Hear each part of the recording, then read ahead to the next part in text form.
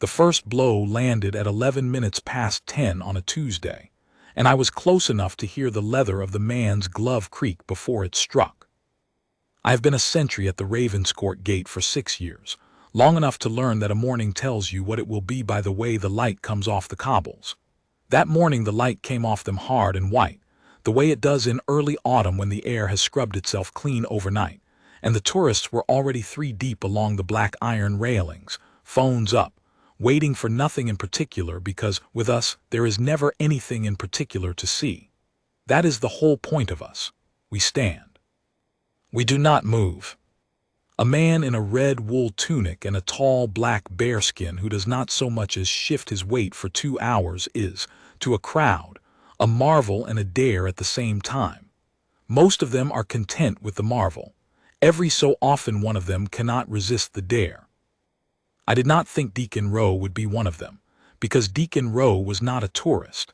He wore the slate-gray battle dress and the black load harness of the Metropolitan Tactical Response Division.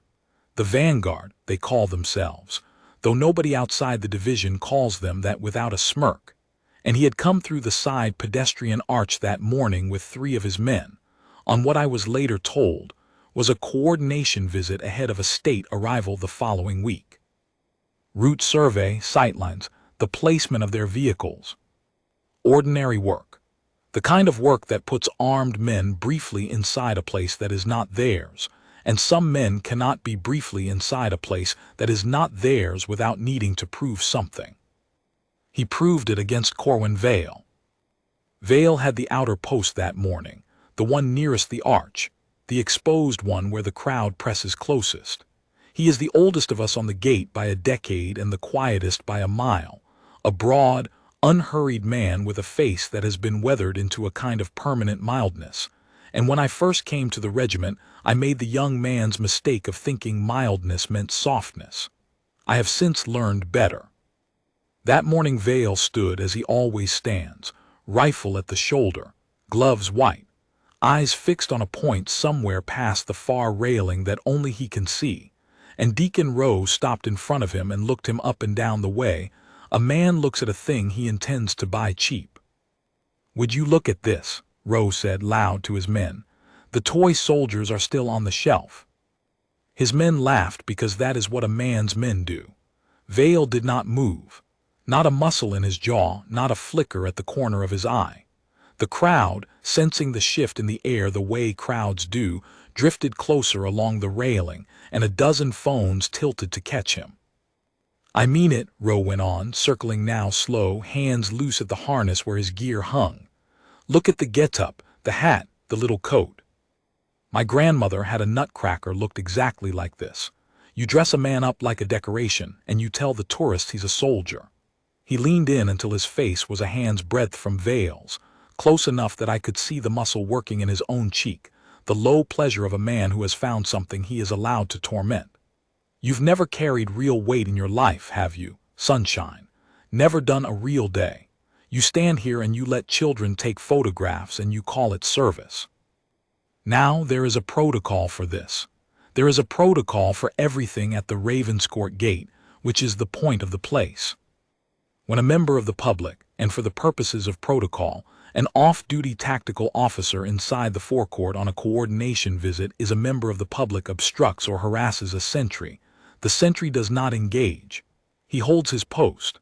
If the harassment escalates to the point of obstruction, the sentry may once, in a voice pitched to carry and no louder, issue the challenge, "Make way for the Queen's Guard," and if that fails, the sentry does not brawl. He signals, and the matter passes up the chain, off his shoulders and onto the shoulders of men whose job it is to carry it. The whole architecture is built so that the man at the post never has to decide anything. He only has to stand. Vale stood. Rowe did not like being stood at. I have seen this 100 times from 100 lesser men, but Rowe had a quality the tourists lack. He had training, and training with nothing to test itself against curdles fast into contempt. He wanted a reaction. He had walked in that morning carrying some grievance I would never learn the shape of, something that had happened to him before he ever reached us, and Vale's stillness was a wall he had decided to put his fist through. "Say something," Rose said, quieter now, which is always worse.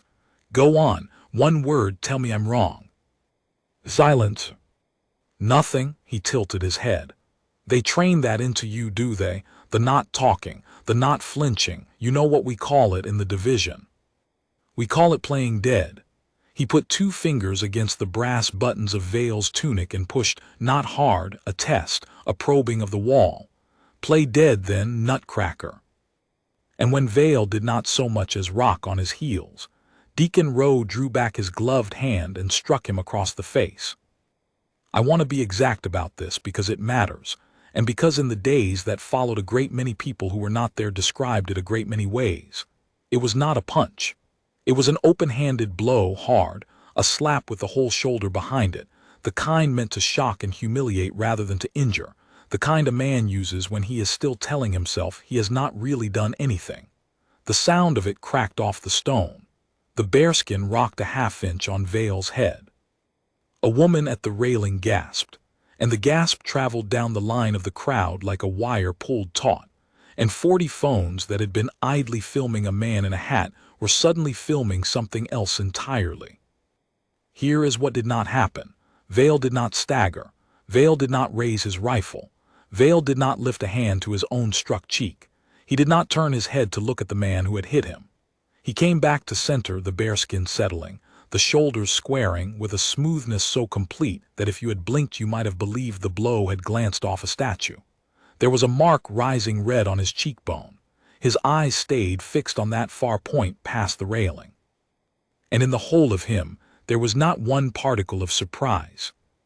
That was the thing I noticed, standing 8 feet away at my own post with my own rifle and my own orders not to move. Not the composure. We are all trained to the composure. It is the first thing they teach and the last thing they trust you with. What I noticed was that Corwin Vale was not surprised. A man who has never been struck flinches inside even when he does not flinch outside. You can see it in the pupils, a small animal thing that happens below all the training. Vale had none of it. He took a hard open-hand blow to the face from an armed and hostile man, and his body received it the way a body receives weather, as a known category of event, one it had catalogued long ago and filed, and was not going to reopen now. Rowe stepped back. He was breathing a little quickly. He looked at his own gloved hand as if it belonged to someone else, and then he looked at the crowd, the phones, the raised phones, the sea of small bright rectangles all pointed at him, and something crossed his face that was not quite fear but was fear's near neighbor. He had wanted a reaction and he had got one. It just was not the one he had wanted, and it was not coming from the man he had hit. It was coming from 40 strangers, and it was going to travel. He assaulted an officer, Rose said to no one, to everyone. His voice had gone up half a register. You all saw, the way he was standing, that's a threat posture, that's aggression. I felt threatened. Nobody at the railing said a word. Somewhere down the line a phone's little shutter click sounded, absurd and loud. And it was into that silence, the crowd's silence, Vale's silence, Rose's own words hanging in the clean autumn air with nothing under them, that the side door of the guardhouse opened, and Corporal Bream came out at a walk that was not quite a run, and I knew that the thing had already left our hands and begun its climb up the chain, exactly as the architecture intended. Let me tell you about the architecture, because everything that made the next hour extraordinary was built into it long before Deacon Rowe ever raised his hand. And if you do not understand the architecture, you will think what the palace did was cruelty or cleverness, when in fact it was only the machine working as designed. The Ravenscourt Gate is the public face of the royal House of Harrowgate, and its guard is drawn from a regiment whose whole reason for existing is to be seen not to react. That is not the same as not reacting. Behind the still man at the post there is a guardhouse, and in the guardhouse there is a duty corporal, and behind the duty corporal there is a captain of the gate, and behind the captain there is a master of the household, and behind the master at the top of it all there is the king. Every insult, every shove, Every struck cheek at the outer post is a small stone dropped into the bottom of a very deep and very patient well, and the sound of it goes all the way to the top, and the top decides what is done. The man at the post carries none of it. That is the gift the regiment gives him and the discipline it demands in return. You will not defend yourself because you do not have to. We will defend you. Stand still and trust the machine. Deacon Rowe did not know he was standing inside a machine. He thought he was standing in front of a man in a funny hat. That was his whole error, and it was a large one. Corporal Bream reached the post. He was younger than Vale, sharp-featured, and he did the thing they trained the duty corporal to do, which is nothing sudden. He came to a halt at a correct distance. He glanced once at the red mark rising on Vale's cheek, one glance, cool, taking its measurement, and then he addressed himself not to Vale but to Rowe in the flat, courteous register that is somehow more unsettling than any shout. "Sir, I'm going to have to ask you to remain where you are." "I'm a serving officer," Rowe said. "Metropolitan Tactical Coordination Detail. I've every right to be inside this." "You do, sir, and you're welcome. I'm only asking you to remain where you are for a few moments." Bream's eyes went briefly to the three vanguard men who had gone very quiet behind their leader. "You and your colleagues both. There's been an incident and there's a procedure, and the procedure is that everyone stays where they are and no one has to raise their voice. Will you help me with that?" It was beautifully done. He had given Rowe no wall to punch. He had turned an accusation into a request for cooperation, and he had done it in front of 40 phones, so that any refusal Rowe made would be a refusal of politeness itself, captured and shareable. "He hit me," Rowe tried. "He assaulted." "Then that's a matter we'll want the cameras for, sir," Bream said mildly, "and we've plenty of those. Please, remain where you are." I have thought a great deal since about the word cameras and the small stillness that went through Deacon Rowe when Bream said it. Because Rowe, in that moment, was thinking of the tourist phones, the 40 bright rectangles, the footage already climbing toward whatever it climbs toward. He was thinking, I am fairly sure, of how the footage would look, and how it might be spun, and whether a hard-faced tactical officer's word might yet outweigh a crowd's grainy clips. He was calculating. He was a man who had made a mistake and was now looking for the version of events in which it had not been a mistake.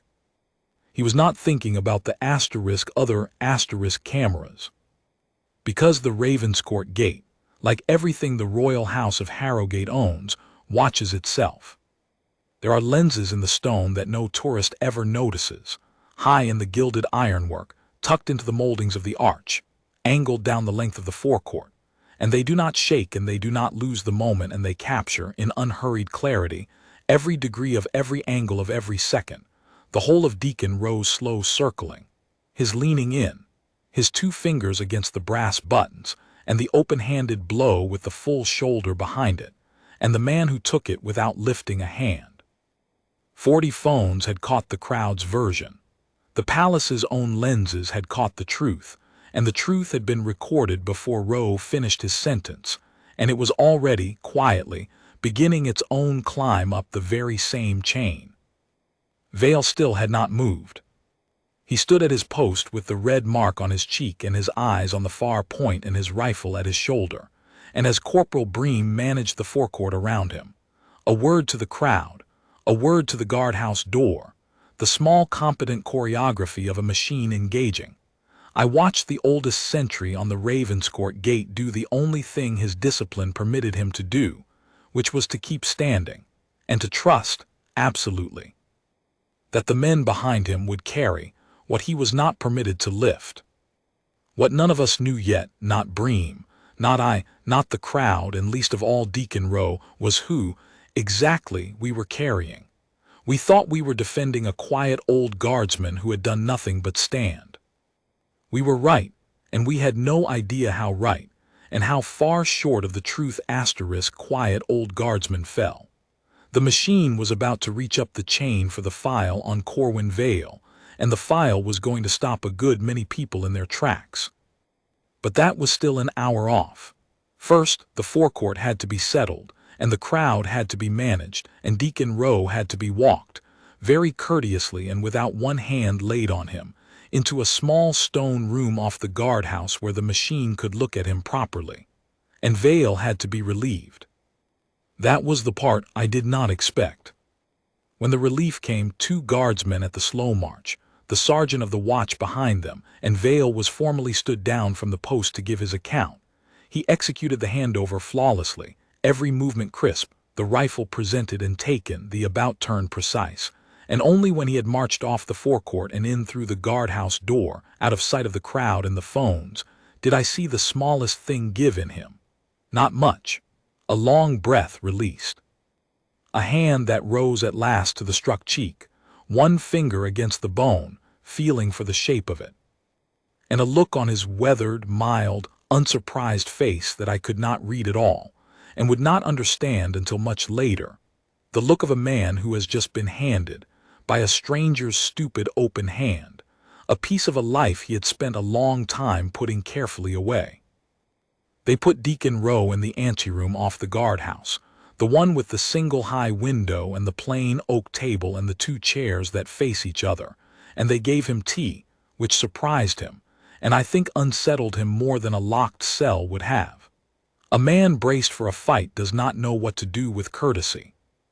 Corporal Bream sat him down and told him, in the same flat, mild register, that a senior officer would come to take his account shortly, and that his colleagues would give theirs separately, and that everyone would be treated fairly, and the footage would be reviewed. And then Bream withdrew and left him alone with the tea and the high window and his own thoughts, which cannot have been good company. I know all this because I was pulled off the gate too. Everyone within a sightline of the incident was a witness now, and a witness does not stand a public post, and I was set to wait in the corridor outside, where I could hear the machine beginning to move around me. Doors, low voices. The particular unhurried tread of men who are not in a hurry because being in a hurry is not part of their discipline. Somewhere above us, in the offices where the household's real business is done, a telephone was ringing, and a request was being made, and a file was being pulled. That was the thing about the House of Harrowgate that Deacon Rowe had never once considered as he leaned into Vale's face and called him a nutcracker. He thought the red tunic and the tall hat were the whole of it, a costume, a piece of theater for tourists, a soft target dressed up as a hard one. He did not know that the regiment which mans the Ravenscourt Gate does not recruit theater. It recruits, quietly and without advertisement, from among men who have already served hard and long somewhere else, and it dresses their history in red wool and asks them to stand still, and it keeps their history in a locked cabinet in the master of the household's office, and it does not tell you, when you meet a guardsman at the gate, one single thing about who he was before the wool. I did not know Corwin Vale's history either, not then. I knew what everyone on the gate knew, that he had come to us older than most, that he never spoke of before, that on the range he shot with a bored, effortless precision that the young marksman found faintly insulting, and that once, 3 winters back, when a gas main had ruptured under the mews and half the household had stood frozen at the sound of it, Vale had been across the forecourt, and had 2 grooms clear of the smoke before any of the rest of us had finished flinching. We noticed these things. We filed them under asterisk. Old Vale is a hard one and thought no more about it, because a regiment built on not tasking does not ask. If Vale wanted us to know, he would tell us. He never told us. The file told the master of the household, though, and the master of the household read it, and I am told, this came to me later from Bream, who had it from the sergeant of the watch, who had it from a clerk who was in the room, that the master read the first page of Corwin Vale's file and then closed it, and sat very still for a moment, and then said only, "Well, that does change the shape of the morning, doesn't it? But I am getting ahead of the machine. The machine did not move to the reveal. The machine moved, first and always, to the asterisk procedure asterisk, because the whole strength of the House of Harrowgate is that it does not do the dramatic thing.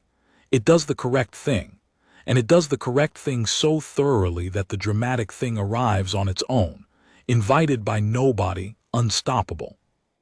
So while the file was climbing the chain in the offices above, the procedure was working its patient way through the forecourt below. The footage was pulled, both kinds. The tourist phones the crowd was already uploading, and the palace's own steady lenses in the stone. The witnesses were separated and their accounts taken singly, so that no man's memory could lean on another's. Vale's account was taken, and I am told it was the shortest of all of them. He was asked to describe what had occurred, and he said, "A member of the public addressed me and then struck me, and I held my post." And when pressed for detail, he added, "There is nothing further. I did not engage him. The footage will show it." That was all. He gave no editorial, made no complaint, asked for no redress. He reported a fact the way a man reports the weather, and then he sat with his hands on his knees and waited to be told what the house required of him next. And Deacon Rowe's account was taken. This I did not hear directly, but the shape of it became clear enough over the hours that followed, because Rowe made the mistake that arrogant men make when they have done a stupid thing in front of 40 cameras. He tried to build a version. He did not say, "I lost my temper and I struck a man who had done nothing." He said that Vale had been aggressive. He said the sentry had squared up to him, had made a threatening movement, had brought his rifle to bear, and that he, Rowe, a trained officer with a duty to respond to threats, had acted to neutralize a perceived danger. He said it with confidence, the confidence of a man who has spent a career having his word believed over other men's, and it was a good story, and it had exactly one flaw, which was that it was not true, and the truth had been recorded from 4 angles by lenses that do not blink.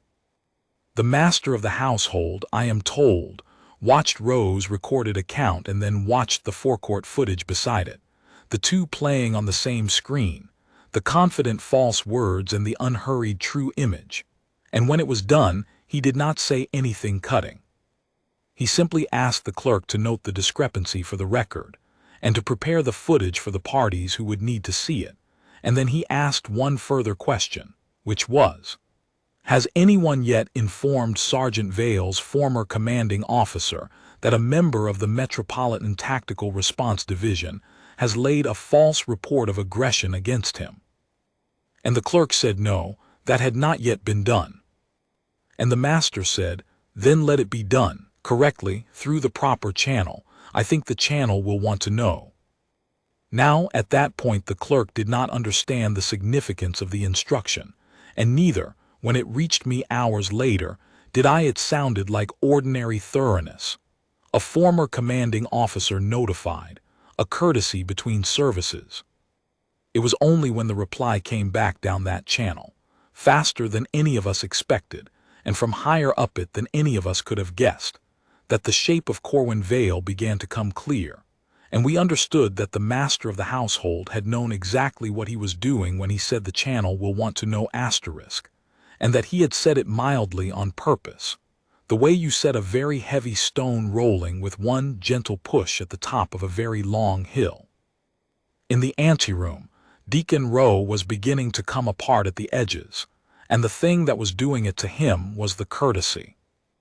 I have since decided that the House of Harrowgate's greatest weapon against a man like Rowe is not its cameras or its lawyers or its long chain of command, but its manners. Rowe was a man built for confrontation. He knew what to do when someone shouted at him. He knew what to do when someone squared up. A locked door, a raised voice, a threat. These were his native country, and in them he was formidable. What he did not know what to do with was tea going cold on an oak table, and a mild corporal who kept calling him Sir Asterisk, and the slow accumulating certainty that nobody in this building was going to give him the fight he needed to feel like the man he had walked in as. He asked more than once when he could leave. He was told courteously that he was free to leave whenever he wished, that he was not detained, that the house had no power to detain him and no wish to, and this was true, and it was also the trap, because every time they told him he was free to go, They added that of course if he left before the review was complete, the review would simply be completed without his account, and the footage would go where footage of an assault on a royal sentry goes, which is to the office of the Crown Prince, who holds the honorary colonelcy of the regiment, and thence, if the Crown Prince judged it warranted, to the king. And each time they said this, mildly, Deacon Rowe found that he did not, after all, wish to leave. Because to leave was to abandon the field to the footage, and the footage was not his friend. So he stayed, and the machine turned, and upstairs the file climbed, and out through the proper channel the notification went, and somewhere across the city, in an office I have never seen, a man read a name he had not read in some years and picked up a telephone. I want to be fair to Deacon Rowe, insofar as fairness is owed to him, because in the days after there was a great appetite to make him a monster, and he was not a monster. He was a smaller thing than that, and a more common one. He was a man who had let contempt do his thinking for him. He had looked at a still figure in a red tunic, and he had decided, in the lazy way that contempt decides, that stillness meant weakness, and that a man who would not react was a man who could not, and that here at last was someone he was permitted to be cruel to without cost. Every part of that was wrong, and the wrongest part was the last one, without cost, because in the House of Harrowgate there is always a cost. It simply does not fall where the impatient expect it, and it does not fall fast, and it does not fall from the man you struck. It falls from the machine behind him, and it falls exactly. He would learn this.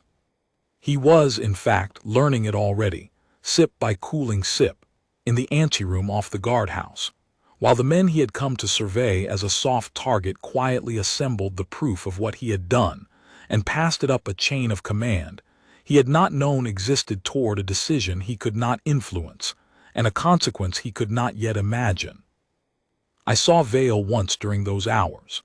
I had been moved from the corridor to a bench outside the sergeant's mess to wait my turn to give a fuller account, and Vale came out of the mess with a mug of something in his hand and sat down at the far end of the same bench, and for a while neither of us said anything, because that is how it is on the gate. The silence is not awkward. It is the medium we live in. The red mark on his cheek had darkened to a proper bruise now, a blunt purple bloom high on the bone.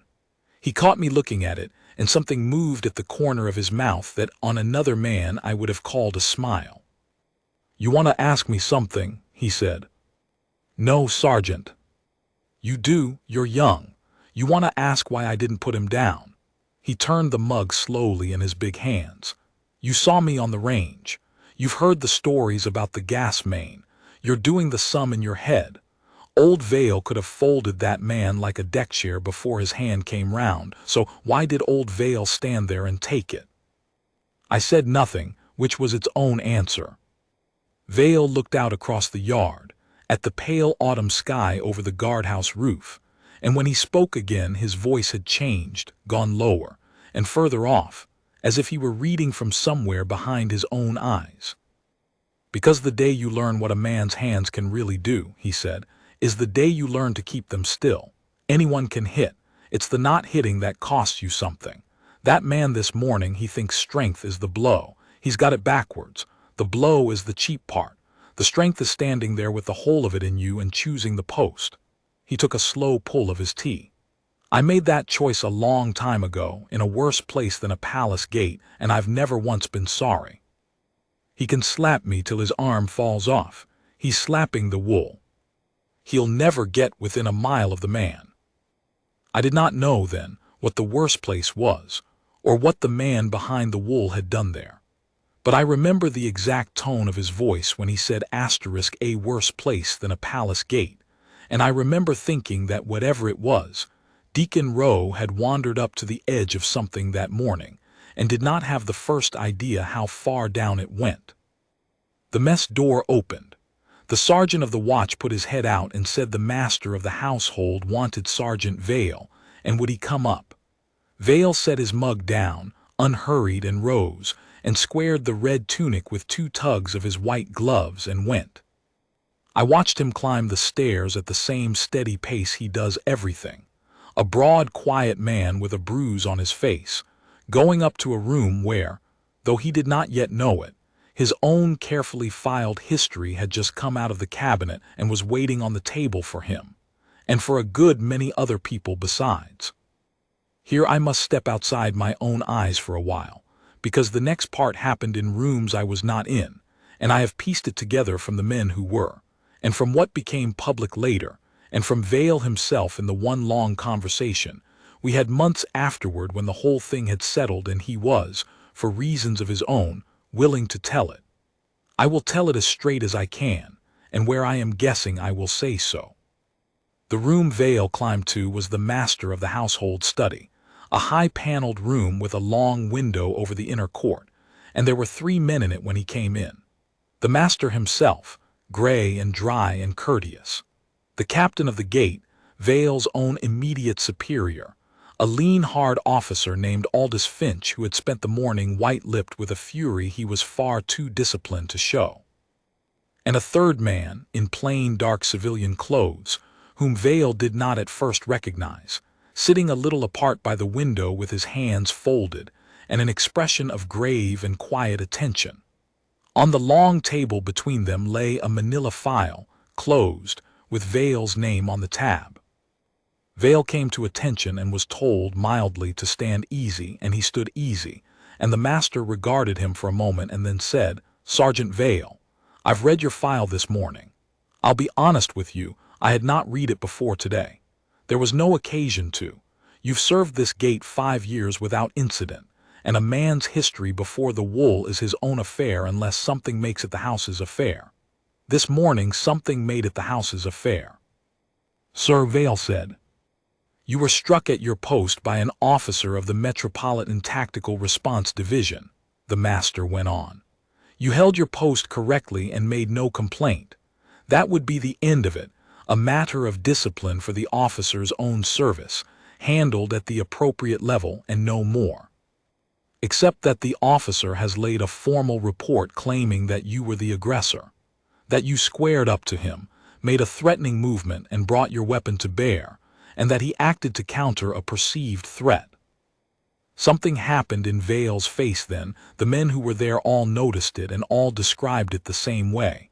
Not anger, not even much surprise, a kind of tired recognition, as if a very old and familiar door had swung open somewhere behind him. "The footage will show that is untrue, sir," he said. "The footage shows that it is untrue," the master agreed.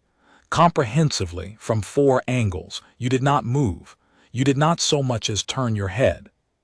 There is no version of the recorded evidence in which you are anything but a man standing still while another man circles him and strikes him. Were this a simple matter, that would settle it.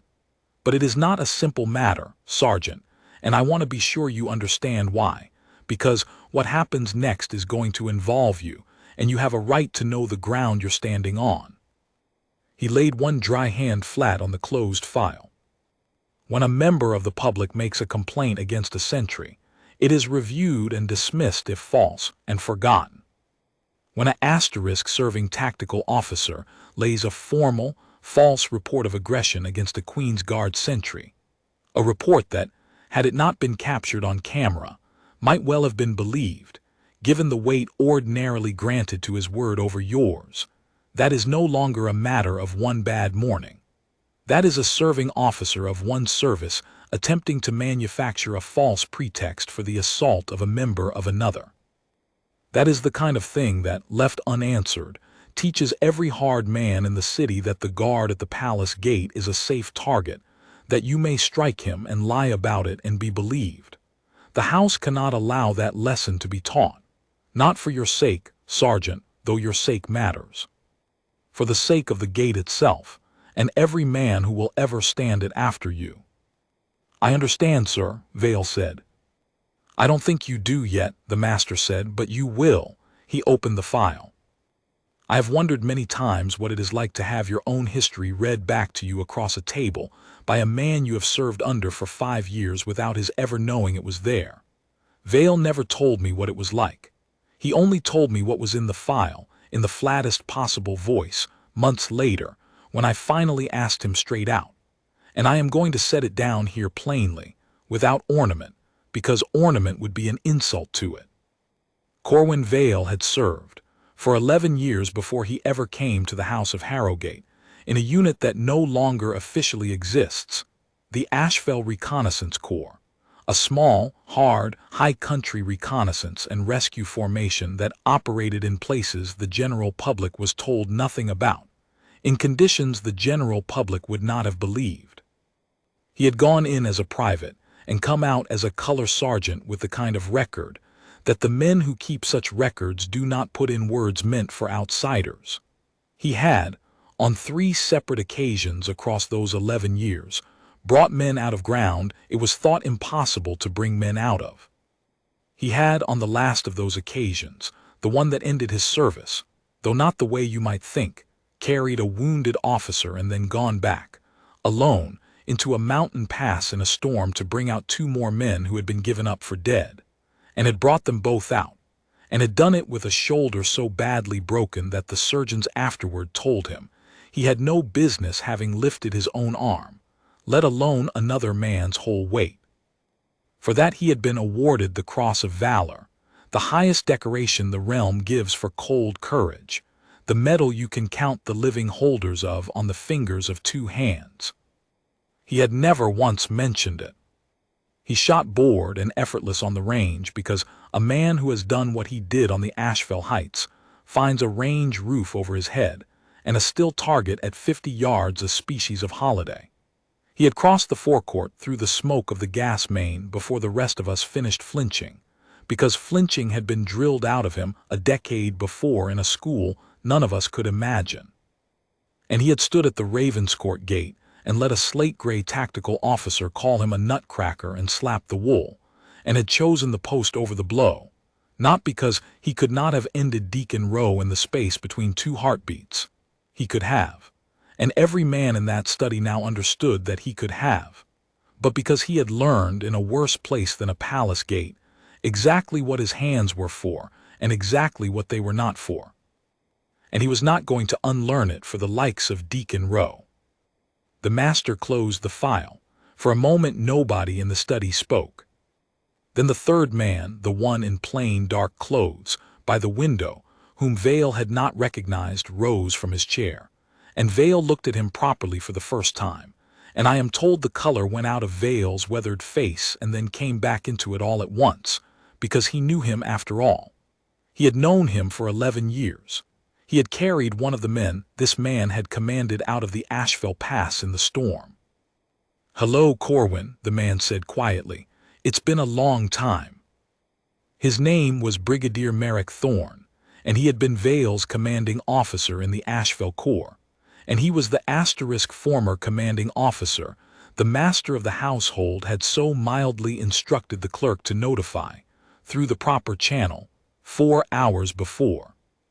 He had read the notification in his office across the city, and read the name Corwin Vale, and had not sent a deputy and had not sent a letter. He had picked up his hat and come himself. "Sir," Vale said, and his voice was not entirely steady, and it was the only time in the whole affair that his voice was not entirely steady. "You didn't need to come." "I rather think I did," Thorne said. "I'm told a man of the Metropolitan Tactical Response Division walked into this forecourt this morning, decided that the holder of the Cross of Valour was a soft target, struck him across the face, and then lodged a formal report claiming you were the aggressor. He let that sit in the air of the paneled study for a moment. I have come a very long way, Corwin, and served in some very cold places, and I have met a great many kinds of fool. But I don't believe I have ever, in the whole of my life, met a fool of quite that magnitude, and I find I would like to meet him. I find I would like that very much." Word of who Vale was did not travel down to us on the benches all at once. That is not how the house works. It does not gossip, or it does not gossip officially, but it seeped, the way water seeps, through the seams in the stone. First it was only that the master had sent for Vale, which was unusual. Then it was that a brigadier had arrived at the gate in plain clothes and gone straight up, which was unheard of. Then Corporal Bream came down the stairs looking as if he had been struck himself, and sat down heavily beside me on the bench, and said in a low, stunned voice, "Do you know what old Vale did before? Do you know what he is?" And he told me, and I sat there in the corridor of the guardhouse with the pale autumn light coming through the high window, and I thought of every morning I had stood 8 feet from that broad, quiet man, and filed him under asterisk old Vale is a hard one, and thought no more about it. And I felt the particular shame of a young man who discovers he has been in the presence of something the whole time, and had eyes only for the wool. But underneath the shame there was something else, something the whole gate would come to feel over the following hours as the truth seeped through it, and it was this: a slow, gathering iron certainty that Deacon Rowe had done a far more terrible thing than he knew, and that the House of Harrowgate, patient, courteous, procedural, unhurried, was now going to make that fact plain to him, and to everyone in a way that no shout and no fist ever could. The machine had all it needed. It had the footage. It had the false report. And now it had the file and the brigadier, and the slow, cold engine of the correct thing done thoroughly, and it was beginning, without haste and without mercy, to turn. I did not envy Deacon Rowe, sitting alone in the anteroom with his cold tea, waiting for a fight he thought he understood. He had no idea what was coming down the stairs toward him. None of us who had ever met him would have been able to tell him, because we had not known ourselves, an hour before, that the quiet old man he had slapped was one of the last living holders of the Cross of Valour, and that the realm and its king took a very particular view of men who struck such a man across the face and then lied about it. There was a moment, that afternoon, when it looked as though Deacon Rowe was going to get away with the whole of it. I want to be honest about that moment, because it is the part of the story that matters most, and it is the part that everyone leaves out when they tell it as a simple tale of comeuppance. The truth is that the House of Harrowgate does not deal in comeuppance. It deals in law, and law is slower and less satisfying than vengeance, and there is always a point in any right process where it looks as though the wrong might simply prevail, because doing the correct thing means you cannot do the quick thing, and the quick thing is often the only thing that would feel like justice in the moment. The moment came when the Metropolitan Tactical Response Division's own senior officer arrived at the gate. His name was Commander Halloran, and he came in the early afternoon in a dark saloon car with 2 aides, and he came, it was plain from the first, to protect his man. This is not a wickedness in a commander. It is nearly a virtue, the reflex to stand in front of your own even when your own has erred.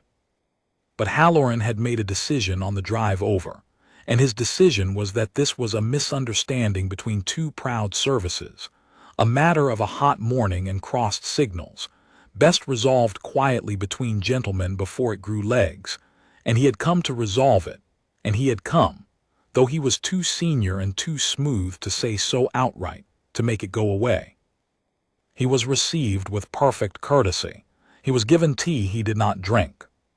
He was shown, at his own request, into a meeting with the captain of the gate, Aldous Finch, and he opened it in the manner of a man who has resolved harder things than this over lunch. "Captain Finch," he said, "I think we both know how these things go. A survey detail, a long morning, 2 of your people and 2 of mine in a confined space, tempers a little frayed. My officer says your sentry moved on him. Your sentry, I'm sure, would say otherwise. The truth is somewhere in the middle, as it always is, and no good comes of dragging it out. I'm prepared to have Rowe make a private apology to your man for any part he played. We'll call the report a misjudgment under pressure, and we'll both go back to our posts the wiser. Does that sound like sense? And here is the false dawn, the setback, the reasonable but wrong middle option, offered by a reasonable man in reasonable tones. The truth is somewhere in the middle. It is the most seductive lie in the world, because it costs nothing and it lets everyone go home, and half the wrongs in the world are buried under it. If Aldous Finch had said yes, and a lesser officer, tired and eager for peace, might have said yes, then Deacon Rowe would have offered a stiff, meaningless apology and gone home, and struck the next man in wool a little harder, having learned that even the palace could be smoothed over. The lesson the master had feared would have been taught after all. Aldous Finch did not say yes. He let a silence sit for a moment. Finch is very good at silences. And then he said, in a voice with no heat in it whatsoever, which was somehow worse than heat, "Commander, I'm going to say 3 things, and then I'm going to ask you a question, and I'd be grateful if you'd hear all 4 before you answer. The first thing is that the truth is not somewhere in the middle. We have the truth on 4 cameras your officer did not know were there. It is not ambiguous. Your officer circled a stationary man, insulted him for the better part of 2 minutes, laid 2 fingers on his tunic, and then struck him open-handed across the face with his full shoulder behind it, and the man he struck did not move. There is no middle to that. There is only what happened. The second thing is that your officer then made a formal, written, false report claiming the sentry was the aggressor, that the sentry brought a weapon to bear on him. That is not frayed tempers, Commander. That is a serving officer manufacturing a false pretext for assault, in writing, after the fact, in cold blood. If it had not been captured, it might have been believed, because his word carries more weight than a guardsman's, and that is precisely the injury. Your man tried to use the weight of his office to make a lie about an honest man stick. The third thing is who the honest man is. I don't imagine you know, and I don't imagine Rowe knew, and I'll grant that not knowing is some small mitigation of the stupidity, though not of the malice. The sentry your officer chose as a soft target is a holder of the Cross of Valour. He carried 3 men out of the Ashfell Pass in a storm with a broken shoulder. His former commanding officer, a brigadier, is upstairs in this building right now, having come the moment he heard, and I would not, Commander, if I were you, care to be the man who has to explain to that brigadier why the assault of one of his color sergeants and the lie told about him afterward ought to be smoothed over between gentlemen and forgotten.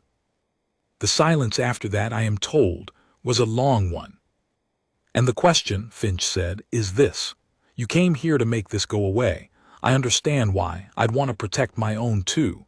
But I need you to answer me honestly, one officer to another. Now that you know what actually happened, the blow, the lie, and the man it was done to, do you still think the right thing is for it to go away? Or do you think, in your heart, that some things have to be answered, or the answering stops meaning anything at all?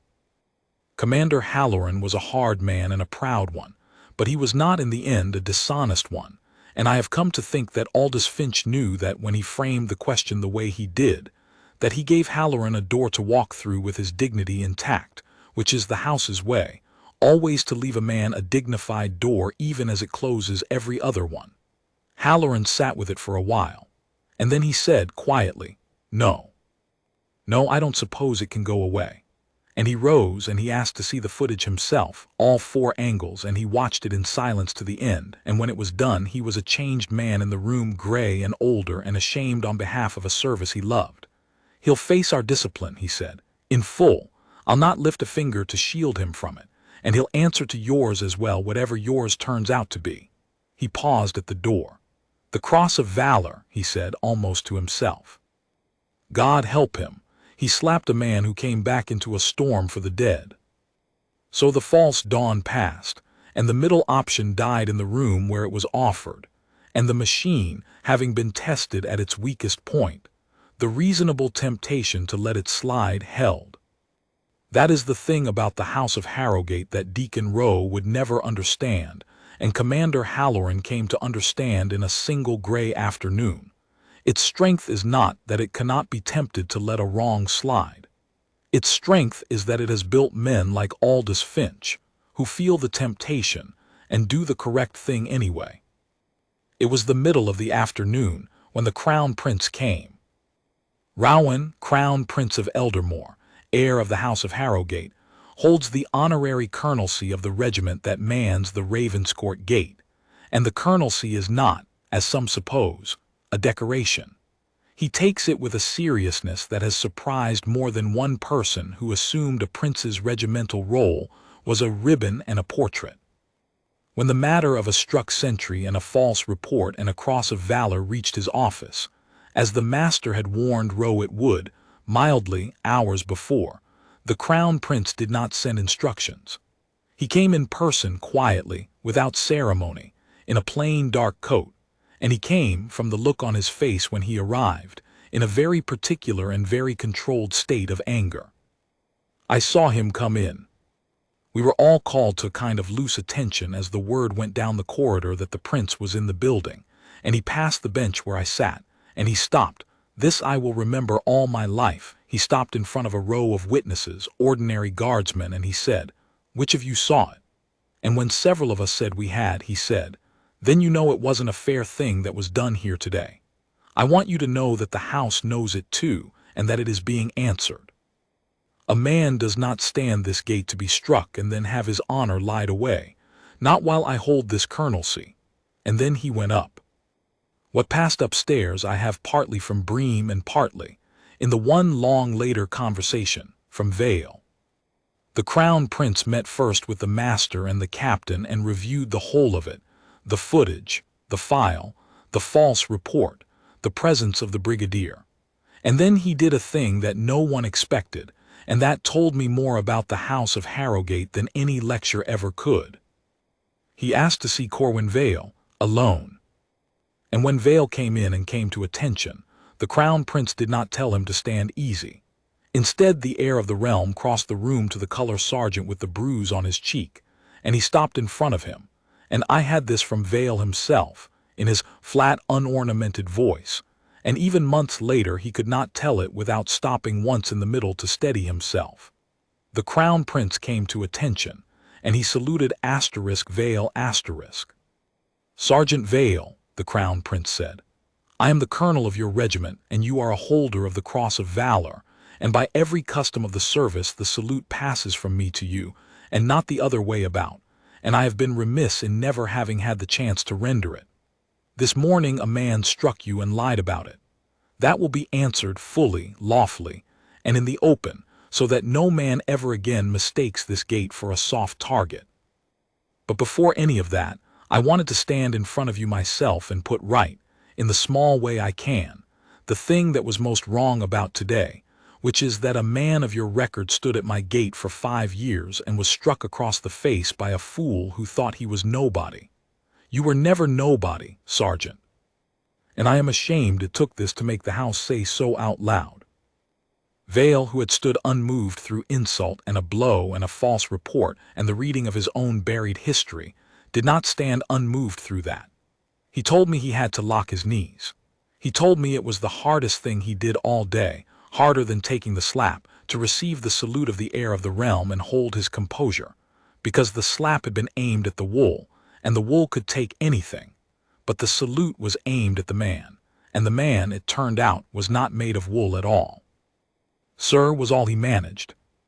But he returned the salute, and the two men stood a moment in the paneled room, the prince and the color sergeant, and something was settled between them that no camera caught and no report would ever record, and that was, in the end, the truest justice of the whole affair, though it was not the loudest. The loudest was still to come. They brought Deacon Roe up at last in the late afternoon to the master's study, and by then the room had filled. The master of the household, the captain of the gate, Brigadier Thorne by the window, Commander Halloran Gray and Silent by the wall, and the Crown Prince in the chair at the head of the table. Vale was not in the room. This was deliberate, and it was Vale's own wish. He had asked to be excused, and the request had been granted, because the House does not parade the wronged man before the one who wronged him. That would make a spectacle of an injury, and the House does not make spectacles, it makes records. So Vale was downstairs, back in the sergeant's mess with his cold tea, while upstairs the thing was done in his name and without him, which is exactly how he wanted it. Deacon Roe came in braced for the fight he had been waiting for all day. He came in with his story still on him like armor, the aggression, the perceived threat, the officer's duty to respond, and he opened his mouth to deploy it, and the master of the household lifted one dry hand, not sharply, and Rowe stopped. "Officer Rowe," the master said, "before you say anything I am going to show you something, and then you may say whatever you still wish to say, and I will listen to all of it. But I think you will find you wish to say less than you came in with. Watch the screen, please." And they played him the footage, all 4 angles, the palace's own steady lenses in the stone, unhurried, merciless, clear, his slow circling, his leaning in, the 2 fingers on the brass buttons, the open-handed blow with the full shoulder, and the man who did not move. They played it once, and then, because Rowe had gone very still and said nothing, they played it again, and this time the master narrated it flatly, matching his words to the images. "Here you approach him. Here you insult him. We have the audio. The tourist phones caught your voice. You called him a nutcracker and a toy soldier and told him to play dead. Here you touch him. Here you strike him. Here he does not move. And here," the image froze on Rowe's own face in the seconds after the blow, mouth open, the beginning of the false accusation forming. "Here you begin to construct the report you would later put in writing, claiming this man was the aggressor. There is no aggression on this footage, Officer Rowe, except yours. There is no threat except yours. There is no weapon brought to bear except the one you invented afterward to cover what you had done. Now, you may speak." Deacon Rowe did not speak. I am told he sat there and looked at the frozen image of his own face, and could not find, in all the confident architecture of the story he had built, a single beam that would still bear weight. It was Brigadier Thorne who broke the silence, from the window, in a voice that was quiet and level and terrible in the way that only quiet, level voices can be. "I commanded that man for 11 years, Thorne said. "In the Ashfell Corps. You will not have heard of it. That was rather the point of it. I want to tell you one thing about him, Officer Rowe, and then I am done with you, because I find I have very little appetite for you, and I do not wish to give you more of my afternoon than the law requires. On the last operation of his service, 3 of my men went off a ridge in a storm on the Ashfell Heights, into ground we had already written off as unrecoverable. The weather was closing. The sensible order, the correct asterisk order by every calculation, was to hold the line and count them as lost. I gave that order. And Sergeant Vale, who had already carried 1 wounded officer down through that same storm with a shoulder I would later learn was broken in 2 places, looked at me and said, "Not yet, sir," and went back up into it. Alone, against my order. And he brought 2 of those 3 men out alive on a shoulder the surgeon said he had no business lifting his own arm with. For that he was decorated, and for going against my order he was, by the letter, in the wrong. And I have spent a good deal of the last decade being grateful that some men know when the letter is the wrong master. That is the man you looked at this morning, Officer Rowe, and decided was a soft target. That is the man you slapped across the face because he would not react, and then tried to have branded an aggressor. You thought his stillness was weakness. His stillness is the most disciplined thing I have ever stood beside, and I have stood beside a great deal.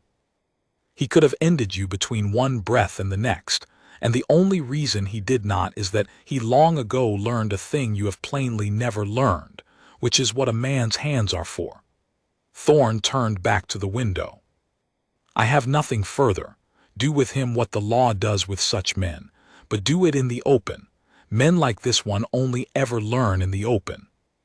Here is what the House of Harrowgate did, and here is why, when it was done, it left everyone speechless. Not with a blow, not with a punishment dealt in anger, but with the slow, complete public correctness of it. It did not have Deacon Rowe arrested at the gate. It could have. An assault had been witnessed and recorded, but the House does not deal its own summary justice. It is not a court. Instead it did 4 things, each of them lawful, each of them exact, and together they were more crushing than any fist. The first thing, the full footage, all 4 angles, together with the transcript of Rowe's insults and the copy of his own false written report, was referred formally, through the proper channel, in writing, over the signature of the master of the household and endorsed by the Crown Prince as colonel of the regiment, to the disciplinary authority of the Metropolitan Tactical Response Division, and simultaneously to the civil authority, with a plain covering note stating that the House considered the assault of a sentry and the laying of a false report to be matters that must be answered in law and would be watched to their conclusion. There would be no quiet burial. The House had made itself a witness that could not be smoothed over. The second thing, Commander Halloran, to his lasting credit, did not wait to be pushed. He suspended Deacon Rowe from operational duty on the spot, in the master's study, in front of the Crown Prince, and he did it not as a favor to the House, but as a debt to his own service, because a service that shields a man who does what Rowe did is a service that rots from the middle. The division does not exist to strike honest men and lie about it, he said. If it did, I'd not have given it 30 years. The third thing, and this was the one that got out, the one the phones and the newspapers and the whole city fastened onto, was that the House chose to make the essential truth public. Not the file. Vale's record stayed sealed as he wished, most of it. But the House released a short, plain statement over the Crown Prince's name, and it said this, or near enough this, for I have read it many times since. This morning, a sentry of the Ravenscourt Gate was struck at his post by a serving tactical officer, and a false report was subsequently laid against him. The sentry did not react, did not retaliate, and did not defend himself, in accordance with the discipline of his regiment. The House wishes it to be known that this discipline is a strength and not a weakness, and that it will always be answered by the full protection of the House. The man who was struck is a decorated veteran and a holder of the Cross of Valour. He was, and remains, under the protection of the Crown. Those who mistake the stillness of the Queen's Guard for weakness mistake it entirely. The matter has been referred to the proper authorities and will be pursued to its conclusion. That statement went across the city in an afternoon, and then across the realm, and the footage went with it. The tourist footage, 40 phones worth, the slow circling and the blow and the man who did not move. And the whole of it landed on Deacon Rowe not as a punch but as a mirror, held up in front of everyone, in which he could see exactly what he had done and exactly who he had done it to, with nowhere left to hide and no story left to tell. And the fourth thing the House did was the thing I understood least at the time and admire most now. It did nothing to humiliate Vale. It did not parade him. It did not put him in front of cameras or ask him to speak or make of his injury a public wound for the crowd to feed on. It let him go back to his post. That evening, that same evening, while the statement was still crossing the city, Corwin Vale asked the captain of the gate whether he might resume his duty, and the captain, after a moment, said yes. And so at the changing of the guard, in the last gold light of that long autumn day, with the bruise still dark on his cheek and half the city now knowing his name and his history, Colour Sergeant Corwin Vale, holder of the Cross of Valour, marched back out to the outer post at the Ravenscourt Gate, the exposed one, nearest the arch, where the crowd presses closest, and took up his rifle, and squared his shoulders, and fixed his eyes on that far point past the railing that only he can see, and stood. He stood exactly as he had stood that morning. He did not stand taller for the salute of a prince, and he did not stand smaller for the blow of a fool. He stood the way he had always stood, the way he had stood in a worse place than a palace gate, the way a man stands who long ago made his peace with what his hands are for and what they are not for. And the crowd along the railing that evening was 3 times the size it had been that morning, and every one of them knew now who he was, and not one of them said a word, because there are some things a crowd senses it has no business breaking with a shout. The law took its time, as the law does, and the House watched it to the end, as the House had promised. I will not pretend I followed every turn of the proceedings. Those things move in a language and at a pace that is not mine. But I know how it came out, because the house made sure the ending was as plain as the beginning had been public. Deacon Rowe was charged in the ordinary civil way with the assault of a person going about his lawful duty, and with the separate and, to my mind, far graver matter of laying a false instrument, the fabricated report. He did not in the end contest either.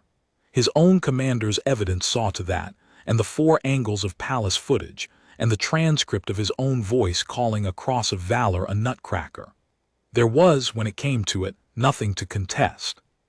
He stood in a courtroom and heard the true account of the morning read out, and the true account of the man he had struck read out after it, the Ashfell Pass, the storm, the broken shoulder, the men carried down, and I am told that this second account, the account of who Vale was, did more to unmake Deacon Rowe than any sentence, because it is one thing to be a man who lost his temper and quite another to be the man who slapped that man and lied. He was convicted. He lost his place in the Metropolitan Tactical Response Division, which Commander Halloran, true to his word, did not lift a finger to prevent. He was not imprisoned long, if at all. The house had never wanted him broken, only answered, but he was finished as the thing he had been, the hard man whose word outweighed other men's, and that finishing was, I think, the exact and proportionate weight of what he had done, dealt not in anger but in law, which is the only way the house ever deals it. And there was one more turn, near the end, that I did not learn about until much later, and that I set down here because it completes the shape of the thing. King Alaric had, of course, been told. He is told everything that touches the honor of the house, and the striking of a decorated sentry at his own gate touched it as directly as anything can. He did not come to the gate. A king does not come to a gate over such a matter, and Vale would have been mortified if he had. But when the proceedings were done, the king did a smaller and, in its way, larger thing. He asked that Colour Sergeant Vale be brought to him privately, and Vale was reluctant, I gather, embarrassed by the whole business to the last, and the king spoke with him for the better part of an hour, and no one but the 2 of them knows the whole of what was said. But I know one thing that was said, because Vale told me in that long later conversation, and it was the only part of the whole affair he ever repeated with anything like pride. The king had said to him, "They tell me you could have put that man on the ground and chose not to, that you stood and took it. Do you know, Sergeant, most men would call that the day you were weakest. I call it the day you were strongest. Any fool with your hands can strike. It took the whole of you not to. That is the discipline this house is built on, and you are the truest example of it I have met." And then, and this is the part Vale could barely say, the king had risen, an old man rising from his chair, and had shaken the colour sergeant's hand and had said, "Thank you for standing my gate." There was talk briefly of a new decoration, a fresh honor to mark the day. The Princess Adela, the king's sister, who has a keen eye for the honor of the house and a sharp tongue for those who injure it, was among those who pressed for it. But Vale, when it was gently put to him, declined, and he declined in a way that ended the discussion. He said he already had the only medal a man could want for standing still, and that it was enough to have been let go back to his post, and that if the house wanted to honor him, it could do so by never again suggesting he leave it. And the house, which understands its own men, honored him exactly that way. It left him at his post. I stand a different post now, further in, and I am not the young sentry I was on the bench in the guardhouse corridor. Filing a great man under old Vale is a hard one, and having eyes only for the wool. Corwin Vale retired the following spring in his own quiet time on his own terms, with no ceremony he could not talk his way out of, and the last I saw of him he was a broad, unhurried man in an ordinary coat walking out through the pedestrian arch he had guarded for years, nodding once to the sentry on the post, a young one, newer even than I had been, who did not know, and would never be told, who the old man in the plain coat was, or what his hands had done on the Ashfell Heights, or that he had once let a tactical officer slap him across the face and had chosen the wool over the blow, and had thereby taught a whole city a thing it did not know it needed to learn. I think about that lesson often, standing my post in the early autumn light that comes hard and white off the cobbles. The lesson was not that the guard is dangerous, though he can be. The lesson was not even that the house protects its own, though it does, patiently and completely and to the last turn of the law. The lesson was the one Vale gave me on the bench, in his low, far-off voice, before either of us knew that the whole house was already moving on his behalf. The blow is the cheap part. The strength is standing there with the whole of it in you and choosing the post. Deacon Rowe had looked at a still man in a red tunic and seen a soft target, a decoration, a nutcracker, a thing you could strike without cost. He had it precisely backwards, as the arrogant so often do. The stillness was not the absence of force. It was force held, the whole of a hard man's power, gathered and governed and turned to the single disciplined purpose of not being used. That is the thing the crowd along the railing sensed that evening, and fell silent before, though not one of them could have put it in words. That is the thing the house was built to protect, and did protect, without a raised voice or a struck blow, by the slow, cold engine of the correct thing done thoroughly. And that is the thing I carry out to the outer post now, on the mornings when the tourists are 3 deep and someone in the crowd is eyeing me with that first flicker of the dare. Let them dare. I stand the gate that Corwin Vale stood. I know now what the stillness is and what is behind it, and what the whole silent architecture of the house does for the man who holds his post and trusts it. I do not move. I do not speak. And somewhere past the far railing, at that point only a sentry can see, I keep my eyes fixed on the thing he taught me, that the man who does not strike when he easily could is not the weakest man on the forecourt. He is the strongest, and the house knows it, and now so does everyone else.